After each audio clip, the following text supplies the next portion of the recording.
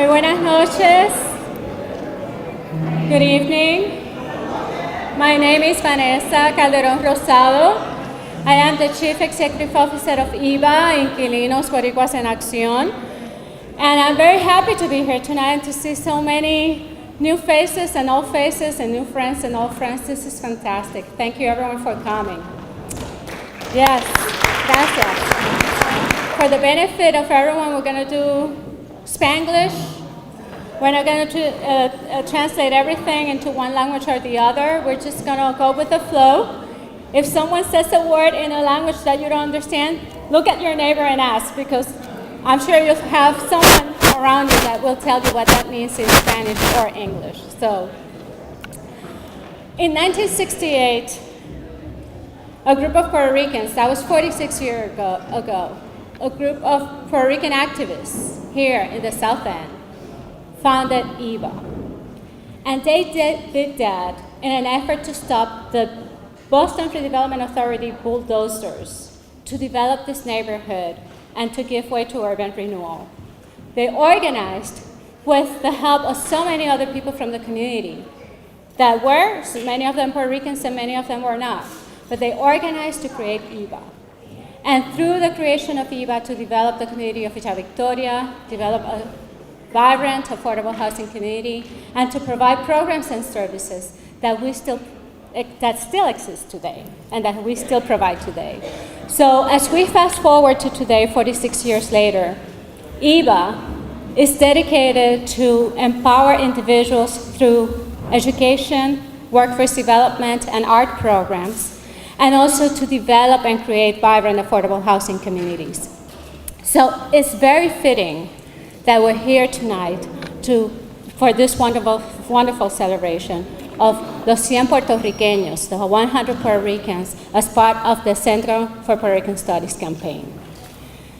As you know, and if you don't, you will, Villa Victoria was a tremendous accomplishment for the Puerto Rican community here in Boston.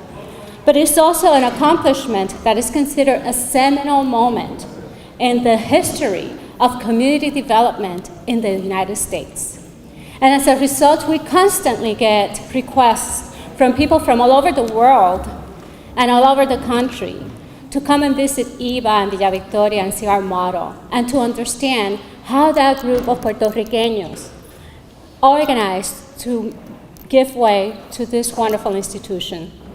Today, IBA is the largest Latino-led organization in the greater Boston area.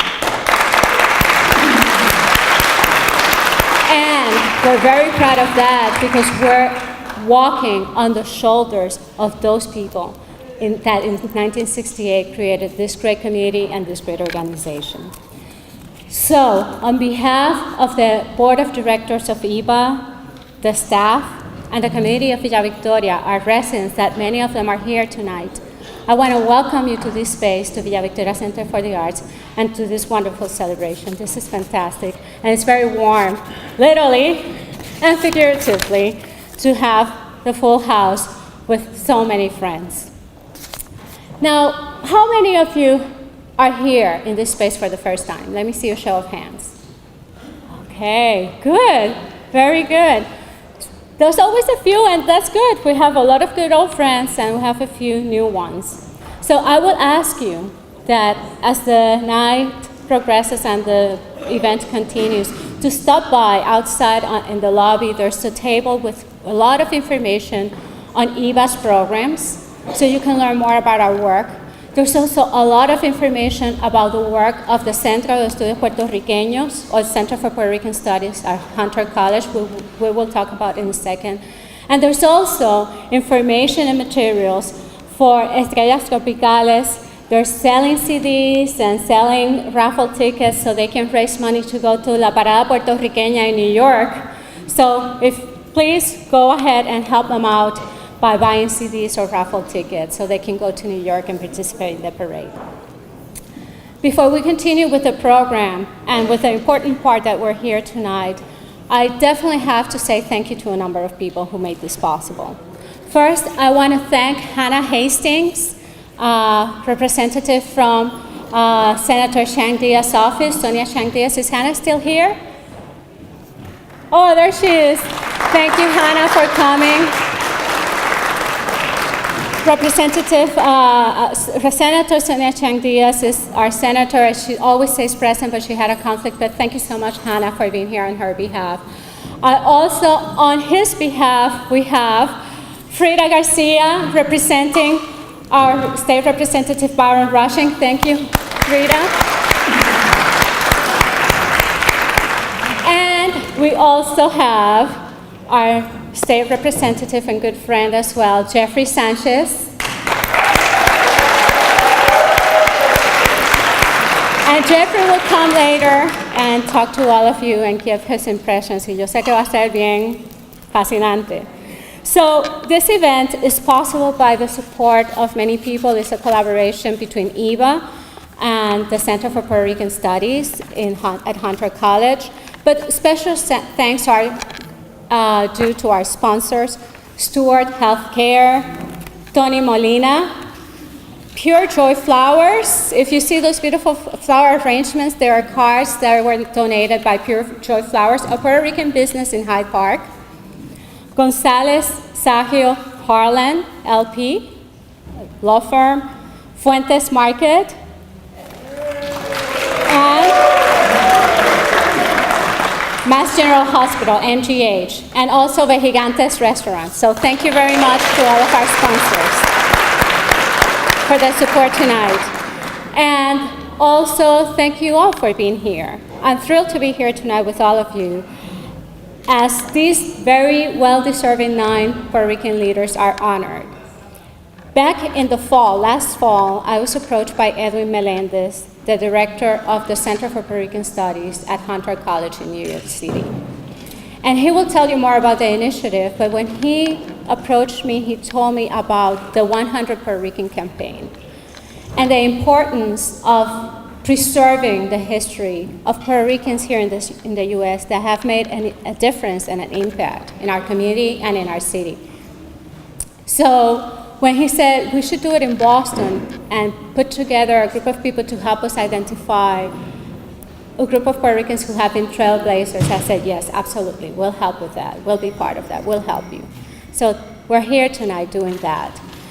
We established a small committee of people to help select the group of Puerto Ricans, and we had a list, and then we went through different iterations. We developed our criteria, and here we are. So in the committee, we had Jackie Conrad. Jackie, thank you so much. She was part of our committee. We also had Nidia Pina, who was here earlier but had to leave. Myself, and and David Morales, who couldn't be here tonight because he's traveling abroad. So we put together a lot of ideas and thoughts, and we landed with the 9 people that we're about to celebrate today. And the important thing is not only that the contributions that they made, but how their stories and their papers and the work that they've done throughout the years are going to be preserved in the archives of the Center for Puerto Rican Studies in New York. So this not only is a great event tonight in honoring them, but also in keeping that legacy alive for generations to come. So now I would like to introduce you, and I hope you help me welcome him with a big round of applause, the director of Centro, or Center for Puerto Rican Studies at Hunter College, who will tell you more about this campaign and will also give way to the program honoring our 9 Boricua trailblazers. And before I do that, I see that Félix Arroyo, hijo, just joined us. And you know that Félix is also a very strong and good friend of Eva and the Villa Victoria community, so thank you for joining us, Félix.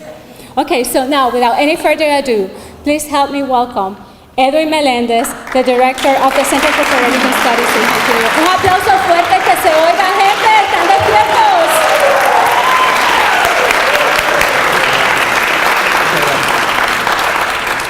Qué bueno es estar aquí.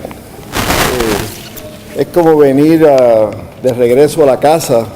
Muchos de ustedes saben que nosotros vivimos aquí por muchos años So it's a real great pleasure to be here tonight. I see so many friends. I hope I've said hello to everyone already.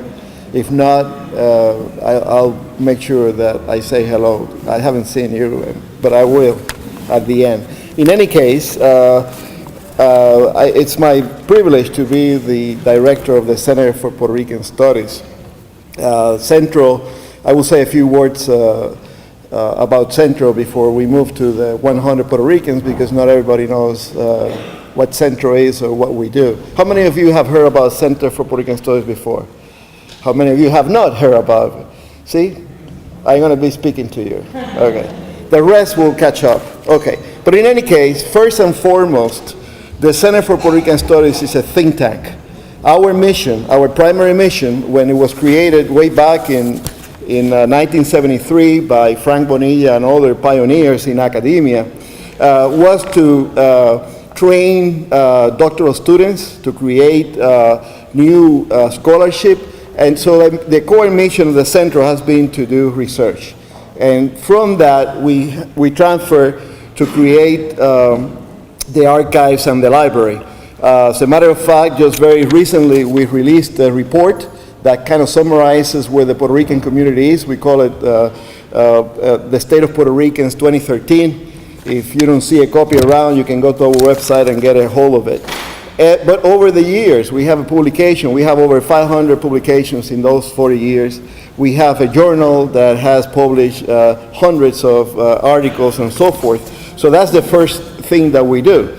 Now, you may ask yourself, why is it important to understand the social conditions and the history of Puerto Ricans in the U.S., but it's a self-evident truth to many of us. It's something that we need to do. We need to transmit this to younger generations. And to accomplish that part of our goals and our mission, we created the Central Library and Archives. And what we're here to do tonight is part of that mission and that call.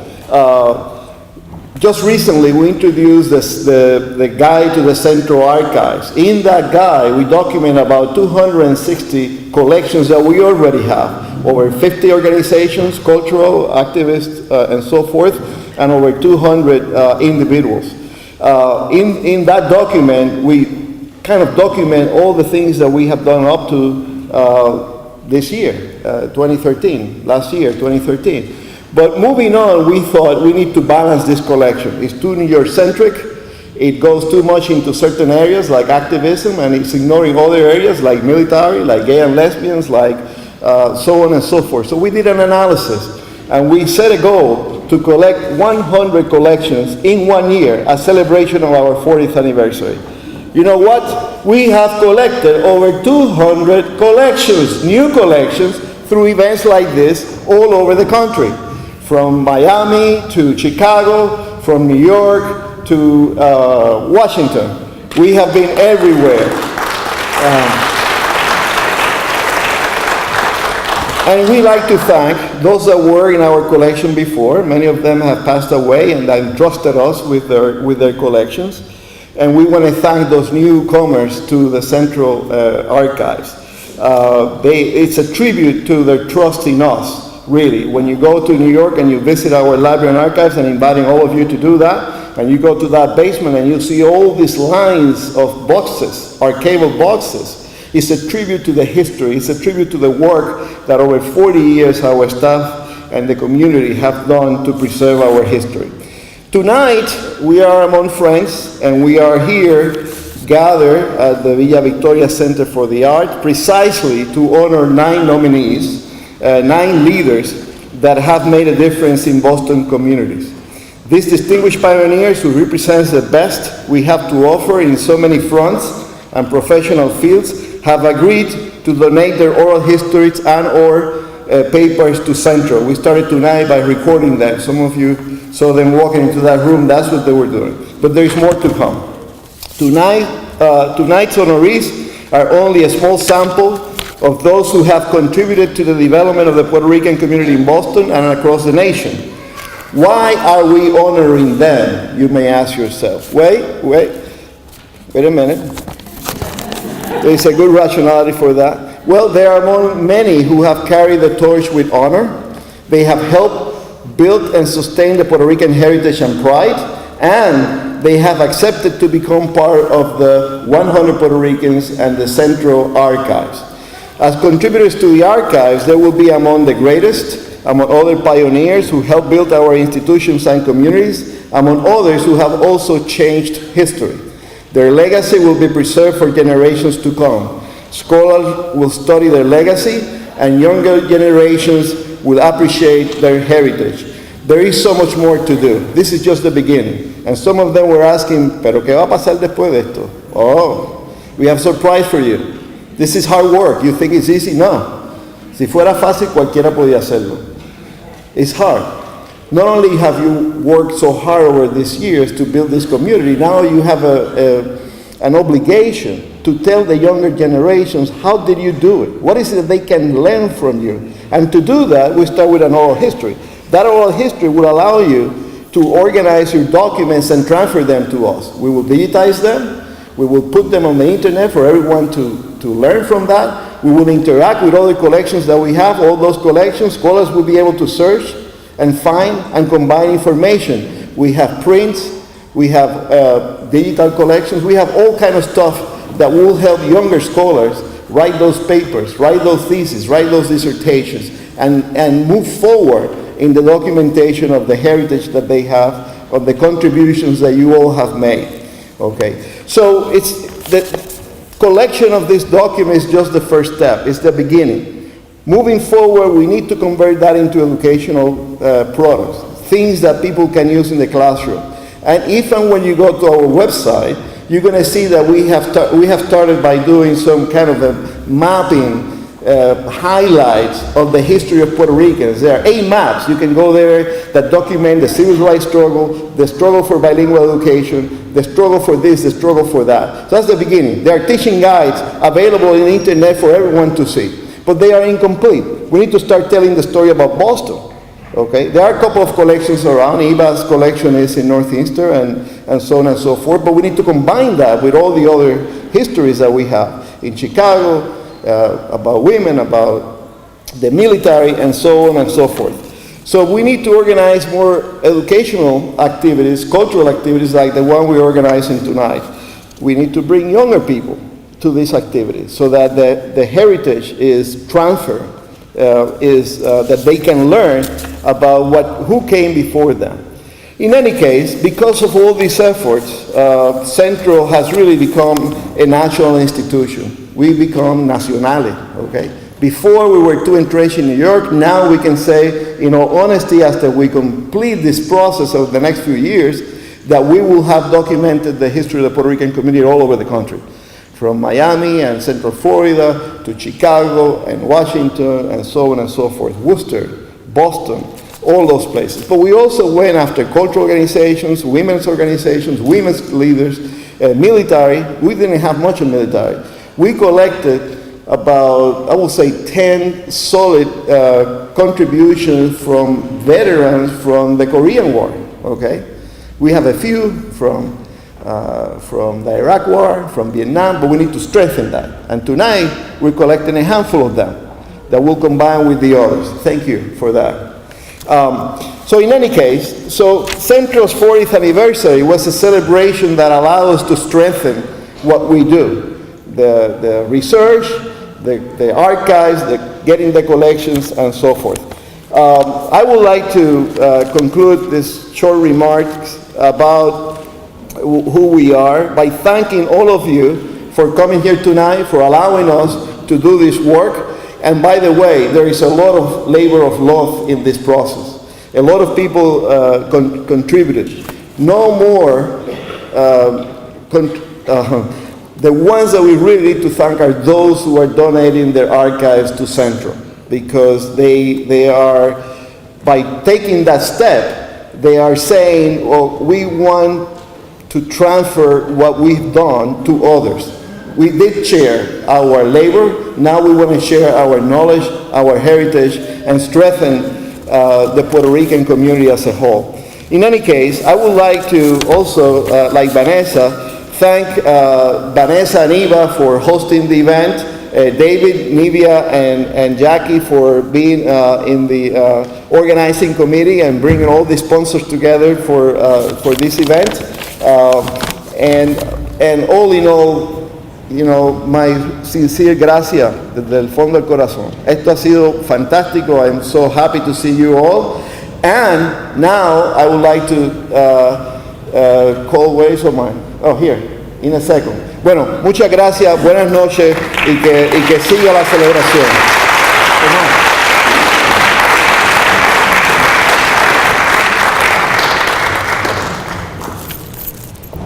Buenas noches.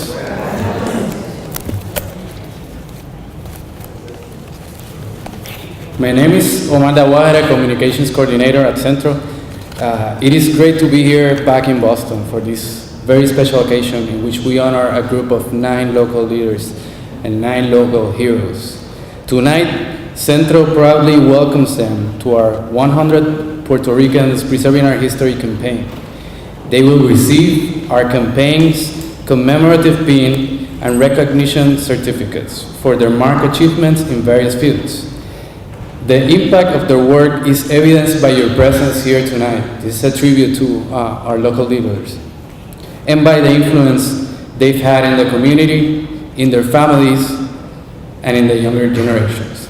So without further ado, I'm gonna start with saying something a little bit about our honorees tonight, and we'll go by alphabetical order. First, we start with Félix D. Arroyo. Félix has been a professor in various institutions, including UMass and BU. He's an activist and public servant who was city councilor from 2003 until 2008, and a humanitarian engaging in missions in Central America and the Caribbean.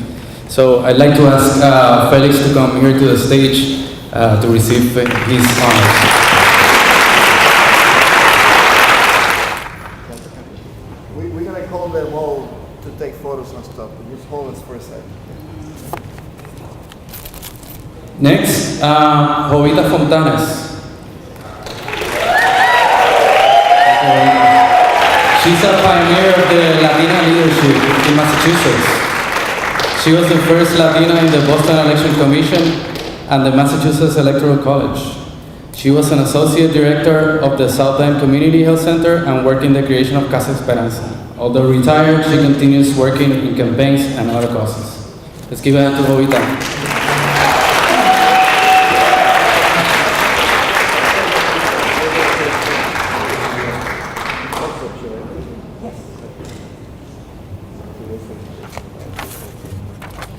Next, Miguel Fuentes. Aplauso para Miguel. He's a small business owner and longtime Mission Hill community activist. He's a collaborator of various political and social organizations. Fuentes is the co-owner of the Sendero of Light Hospice. Let's give a hand to Miguel.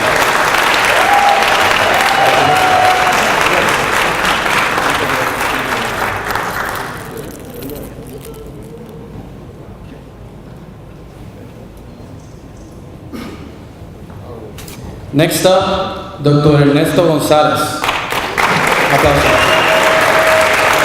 He's an accomplished dermatologist, former chief of dermatology ambulatory services at Mass General. He's established various humanitarian missions in the US and abroad, and he won a Bronze Star as a battalion surgeon in Vietnam. He's currently a professor at Harvard Medical School. Let's give a hand.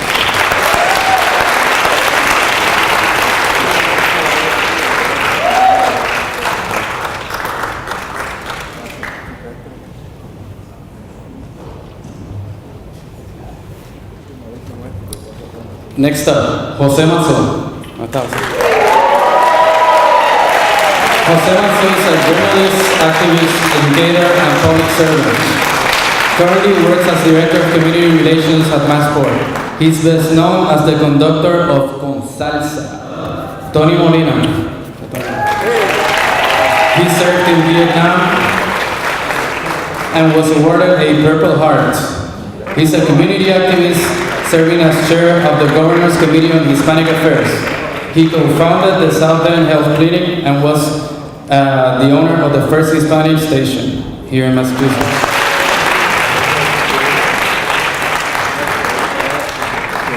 Next up is Felita Oyola. Her daughter Chiqui is gonna be receiving the honor of her dad. She was a singer, musician, teacher, and activist, known as the Queen of Mapelle. She founded Estrellas Tropicales to teach our musical traditions to children, a group of which will be performing tonight, so don't leave. Estrellas Tropicales is performing. Sadly, Felita passed away in 2010. Let's give you a hand. And to Chiqui, who's also a leader on her own, of course. Next up, Jaime Rodríguez. Jaime served in Vietnam and has been a tireless advocate for veterans since his return. He's a longtime community activist and mentor to many of the younger generation of local leaders.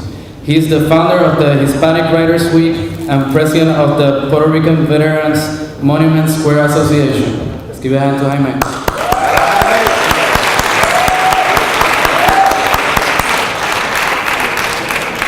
Last but not least, Maria Sanchez. She's a long-time community housing activist and a tireless advocate for better living conditions and programs in Mission Hill. She has worked in many political campaigns and helps in collecting toys for children in Christmas with the Mission Church.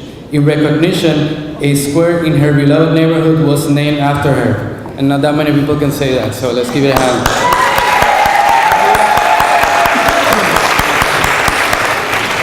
With that, here's the 100 Puerto Ricans of Boston.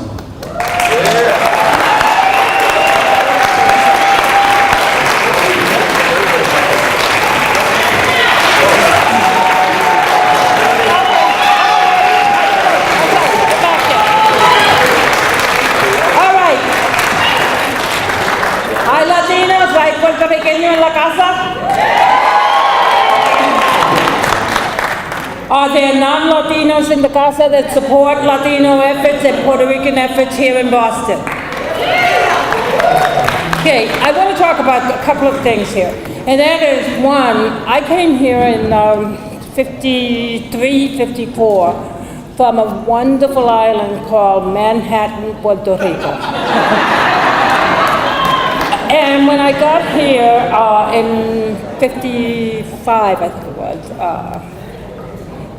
there was not a large Latino or Puerto Rican community here in the South End. This is where we came. And I quickly became labeled the four-eyed fatso no speak English, from New York, no less. I quickly did learn English. My teacher was convinced that if I sat on my hands, I would not only stop talking with my hands, but I would learn English. I proved her wrong. I learned English, but I still talk with my hands. And I don't intend to give that up. But one of the things that became obvious to me in this search for this project, and when I got the call, I was like, who, what? There were two centros in my life now. For those of us that were here in the late 50s, early 60s, we remember El Centro de Cardenal for the Spanish speaking. And Davina remembers.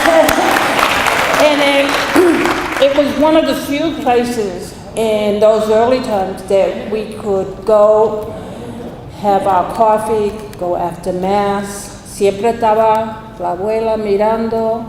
But that's where we socialized, that's where we met guys. But it was also very interesting because my non-Latina friends would say, don't you guys ever do anything without your aunt or your mother or your father looking around? I said, no, it's a familia.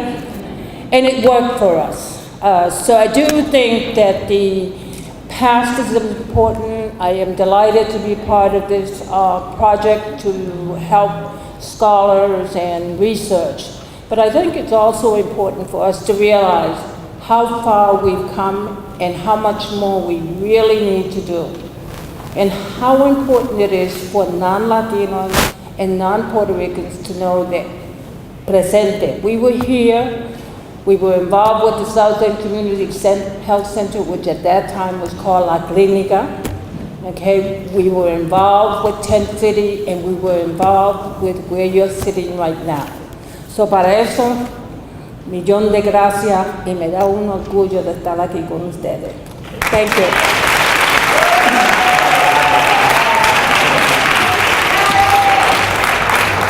2 minutitos. Quiero agradecer profundamente a las personas que me recomendaron para este honor, y especialmente quiero darle las gracias a los organizadores de los 100 puertorriqueños. Me siento orgullosísima, satisfecha de ser una más entre todos 100 puertorriqueños, 101. ¿Okay? Gracias a todos por estar aquí, a mis amigas de Mission Hill, a Nilda, todos los que me apoyaron. Gracias a mi hijo Diego y Brenda y Marlene. Gracias.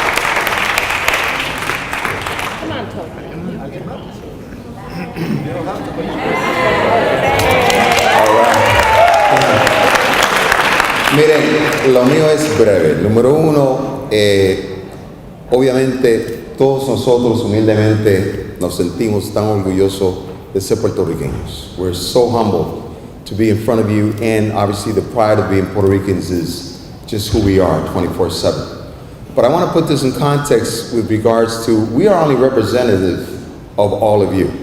Because each and every single one of you, every single day, you are making history.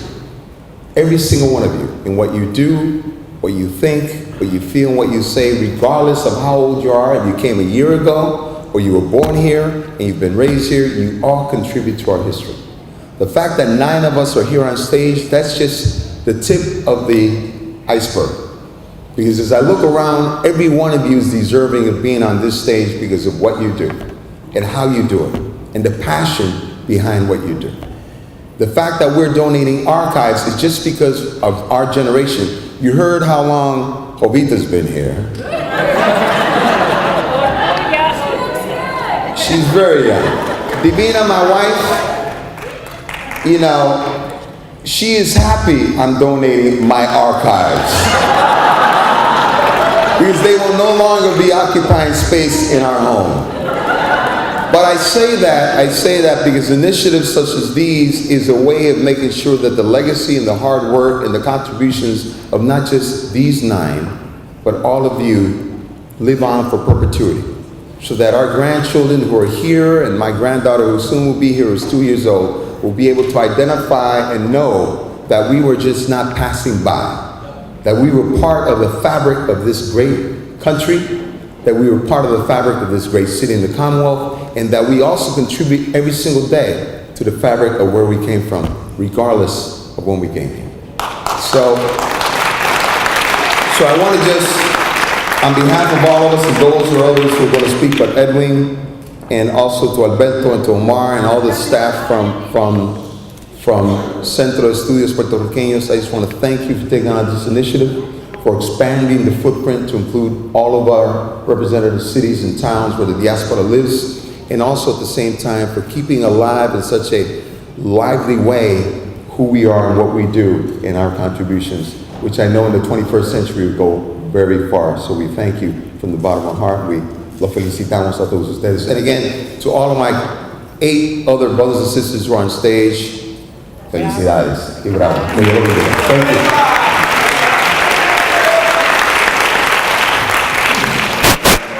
Gracias, Jose. Thank you.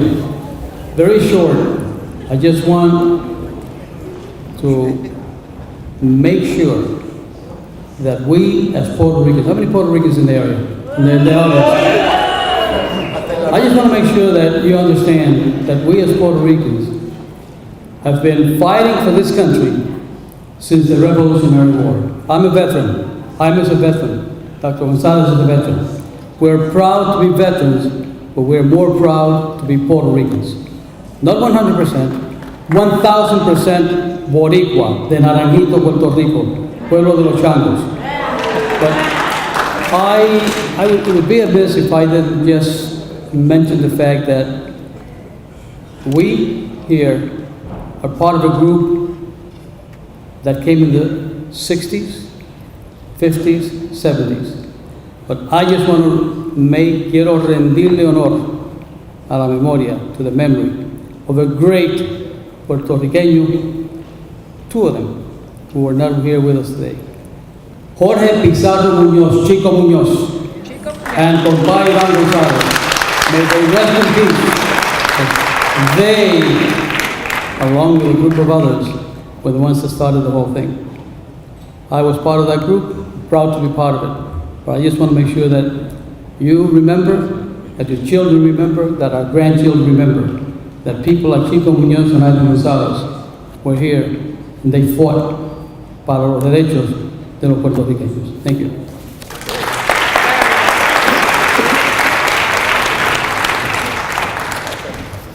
Buenas noches y gracias. Y le voy a hablar en español porque yo estoy aquí representando a una mujer que fue mi querida madre y ella no hablaba casi inglés y siempre hablaba en español. Y como la estoy representando a ella, tengo que hablar por ella. Hablo por ella porque fui su hija, su compañera, su amiga toda la vida. Y ella tiene un legado que nos ha dejado a nosotros hace 4 años cuando se fue. Me lo dejó a mi hija, su nieta y a esta servidora. Y es mantener nuestra cultura viva porque nuestros jóvenes, quizás nacidos en este país como fueron los míos, lo que aprendieron de nuestro país fue porque Felita estaba ahí y ella no quería que se olvidaran sus raíces. Le voy a decir, el día 4 era el cumpleaños de mi mamá, hubiese cumplido 90 años. Tuvo 4 años enferma, pero antes de no poder hablar, nos dijo, por favor, mantengan el grupo vivo. ¿Por qué? Porque estas jóvenes hay que tenerlas fuera de la calle y eso es lo que yo he hecho por todos estos años, promoviendo la cultura de los puertorriqueños y de otros países también. Mi madre no solamente fue reconocida como artista, sino que también como activista de la comunidad en todo lo que tenía que ver con su gente. Fue parte de Villa Victoria con su grupo de músicos, fue profesional, fue madre, fue abuela, bisabuela. Pero más que nada, como ella decía, mis niñas, o sea, es madre y no fue solamente mía y abuela. Fue de más de 5,000 niños que estuvieron ahí con ella. Le doy gracias a todos ustedes, especialmente a Hunter College, por haberle hecho este reconocimiento a mi madre. Me da mucha pena tener que decir, qué pena que no lo hicieron en Boston. Muchas gracias.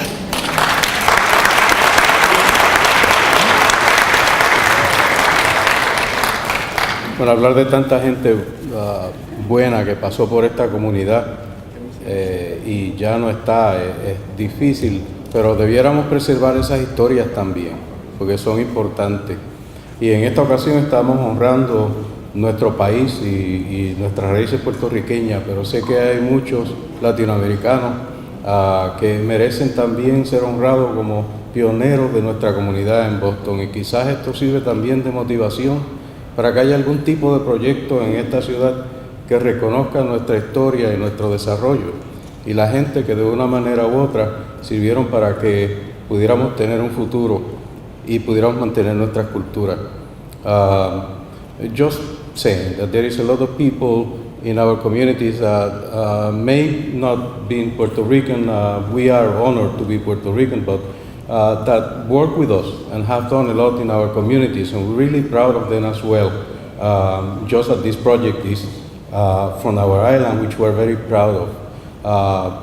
So maybe this is an incentive for eventually there could be a Latin American history project of the pioneers that have done and have developed in this community and make it really what it is right now.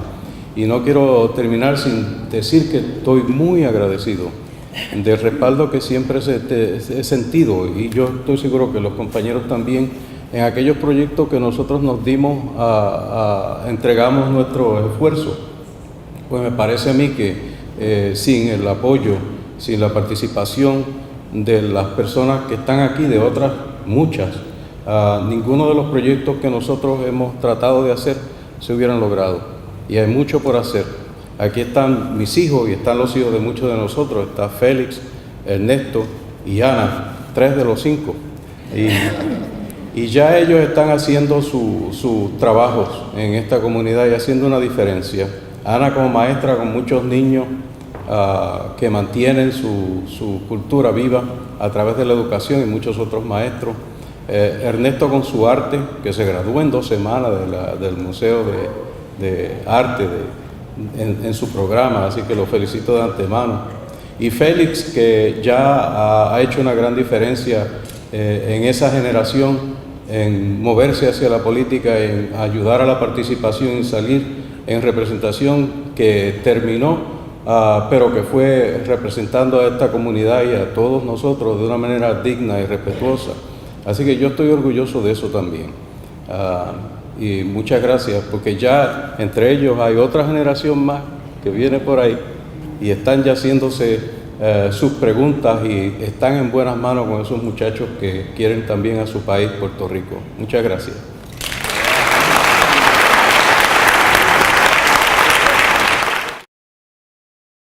Ellos son la punta de la espada, porque sin ellos nosotros no estuviéramos aquí unificados como una comunidad. En los 50, los 60, los 70, los 80, los 90 y hasta ahora todavía siguen empujando, siguen abogando en lo que es la arte, la cultura, la medicina. Un comerciante que ha dado su vida, ha dado el negocio para la comunidad con un centro comunitario. Tenemos 3 veteranos que tienen Bronze Star, Purple Heart, de la 65 Infantería, ese grupo de personas que batallaron en Vietnam y en Corea para que este país pudiera ser el país que es ahora. Y sé que este director que está ahí con la sonrisita a la esquina, él mismo también, pero no está en la lista, él estaba en el comité escolar también. Y además de eso, esta idea de traer estos documentos, de crear este historial de nuestra comunidad, pasó aquí cuando él estaba en UMass. These folks that are here are the tip of that sword. In all the different areas of life here in the city. Because Puerto Ricans in the city, when we came here, and they will attest to, it wasn't easy. It wasn't easy getting into the arts. It wasn't easy to even live in communities. You know, my mother, for example, my mother had to fight the housing authority so that we could live where we lived. Not only that, Dr. González and his work at Mass General Hospital, that he had to fight to be a part of that great institution, but not through fighting, but through his words and through his work. Felita Oyola is our first city councilor. He was actually our first Puerto Rican candidate because we ran for city council when we got out in the early 80s, right? So all of these folks, they embody the principles, the passion, the ideals of our community just when we arrived here. Because when we arrived here, we didn't arrive with much. And their work and their story and their engagement of people who didn't know what a Puerto Rican was. I mean, well, you know, I remember hearing folks who didn't even know what Puerto Ricans were. Because you were kind of light-skinned, but you were dark, and then you spoke this language that we only heard in, you know, the Lucy and Ricky Ricardo, you know, movies back then. Remember that I Love Lucy? They didn't know who we were. And it caused struggles during those times. And this property here is a part of that struggle. In Mission Hill, and grew up in South Boston, which is funny, you know, I love hearing Molina talk about, you know, where Puerto Ricans initially settled in South Boston. And there was a pretty profound history that we had in that community as well. So thank you everybody for being here tonight and celebrating these pioneers in our community, these leaders in our community, celebrating their work and making sure that I'll say I do this selfishly, my own children will be able to go and they'll be able to see and learn more about what it is to be Puerto Rican in the city of Boston and how it all started. So thank you for being here, and all of you. I know everybody's taking the information of these 9 folks, but I know that they're collecting more data about our community here in Boston. A lot of that is either photos or newspapers letters or things that, again, experiences that people have. That's the role of what the Centro de Puerto Rican is all about, to make sure that we offer that scholar, that data, so that it can be available to our children in the future, so that other folks can learn about the Puerto Rican experience here in the United States, and here in Boston, and Europe, around. So thank you so much, y felicidades, y muchas gracias.